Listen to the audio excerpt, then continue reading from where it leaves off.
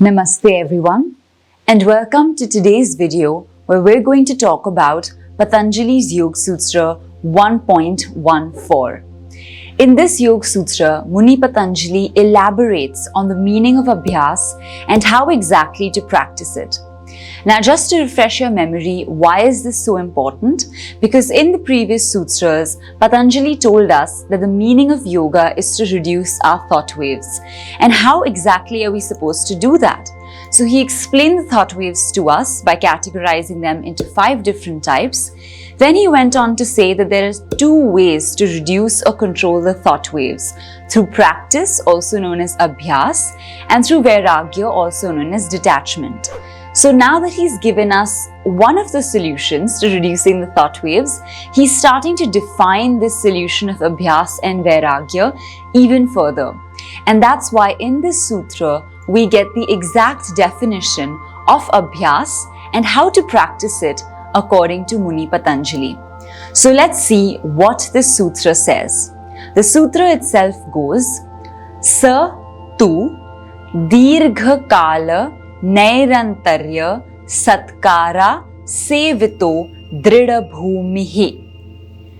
So this is the Sutra 1.14. Now let's break up each of the individual words and start understanding them a bit better. So the first word or the first 2 syllables are Sa and Tu. Sa is referring to that. So here they're talking about Abhyas because Abhyas was mentioned in the previous sutra. And since sutras are basically just a continuation, they're saying Sa with reference to Abhyas in the previous sutra. So that Abhyas. Then they come to Tu. So they say Sa Tu and. Tu means and then we come to Dirgha Kala, which is talking about a long period of time. So Dirgha refers to long and Kala refers to time. If you're a Hindi speaker, you probably already know that Kal is used very often, even in our daily language, and we talk about Kal with reference to time. So Dirgha Kal refers to a long time. After that, we come to Nairantarya. So Nairantarya refers to no interruption. And Antarya means difference or interruption. Nairantarya means no difference or no interruption.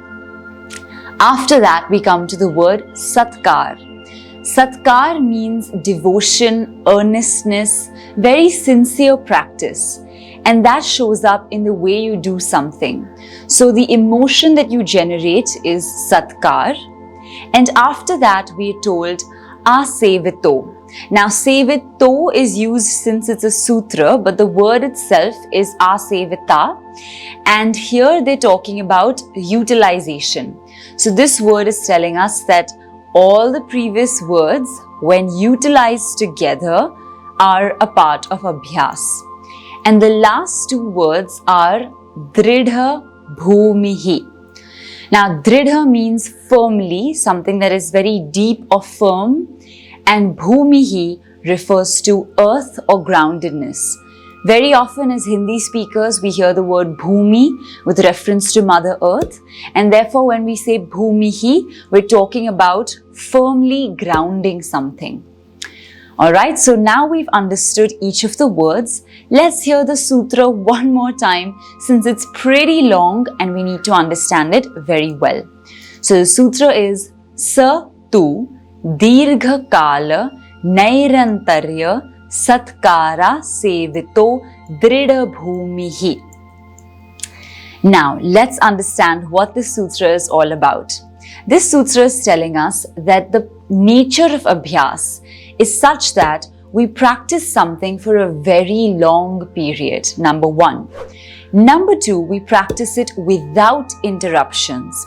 And number 3, we do it with earnest devotion and also with the same amount of enthusiasm that we had in the beginning. So there are 3 to 4 ways in which Abhyasa can be done.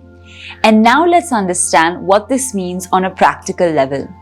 So first of all, taking the long period of time aspect. This is quite easy to understand. We've all heard of the 10,000 hour rule, which tells us that to master anything in life, you need to spend at least 10,000 hours actively practicing it. And that's something very similar to what Muni Patanjali is telling us in the Sutra. He's just saying long time. Now here a long time could refer to different number of hours, days, and even lifetimes. Because in the yogic view of time, it doesn't stop with just one life. We often believe that we carry on our life's purpose amongst and through many different lifetimes. And so if you're working towards something in one life and you've kind of gotten there, but there's still some more work to do, it is often believed, as according to Indian philosophy, that you carry that work forward into your next life. And that's why when Muni Patanjali says Dirghakal or long time, he isn't limiting us to hours or days. He's kept it open-ended so that we can decide what a long time means for us. And that gives us a decent amount of flexibility because each of us is different, our skill sets are different, our ease with which we do yoga practices and adapt to them is different. So it takes each of us a different amount of time. That's one. Now the second one that he's explaining to us is known as Nairantarya or non-interruption. And this too is so common. Imagine constantly being interrupted while you're pursuing your craft or trying to master something. Naturally, your mind is not focused and you're not able to go deep or enter the flow state with that practice.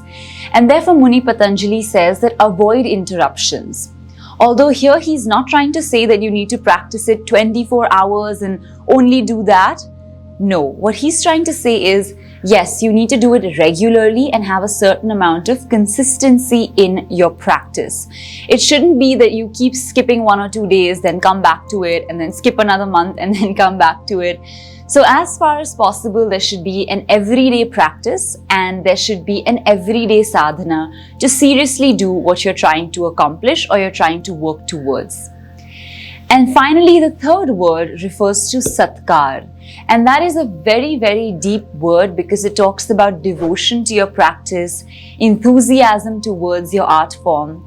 And I think when we truly love something, we're just as excited as we were the first day to do it on the 90th or 100th day as well. And that's what Muni Patanjali is talking about, to have a certain amount of devotion to the practice and do it as diligently as we can. That's why very often in Indian culture, you will see performers when they go onto stage, they will touch the stage and do this, almost as if respecting the stage, touching their head to it and bowing down before it. That shows that we're trying to reduce the ego before we go on stage and give our all to the platform, to the stage, which has provided us the opportunity to showcase our talents and to entertain or perform for other people. And that goes to show how much a craft can mean to us. That we don't enter into it with this ego of, I'm the best, I'm gonna really do my thing here. But instead of that, we enter with a sense of thankfulness, of saying thank you in gratitude and trying to do our best on the stage that we've been given. And that is a very good example of satkar or devotion. Now we come to the next couple of words, which is asevito, where we're saying that now when you combine all these different things, you start to do abhyasa. And finally, you say dridha bhumihi, where everything becomes firmly grounded. So sometimes when we're practicing something, we remember it for a while, but then we forget it or we're not able to have mastery over it. And that's because one of the characteristics of Abhyas was not followed.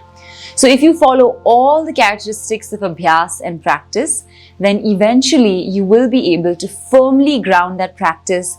It becomes like second nature to you and you're able to do it so effortlessly that it's so beautiful and so well done. And that is what Muni Patanjali says about the nature of practice in Yoga Sadhana. So even on a practical level, I think this applies to anything that we do in life, whether it be Yoga Sadhana or any art or any craft that we're trying to master. This is so relevant. And when we look at it that way, we realize that the Yoga Sutras are really so fundamental to life itself and are not just limited to our yogic practice. So I hope this sutra has helped you to understand what it takes to do Abhyasa correctly, and I hope you're able to apply it to your life.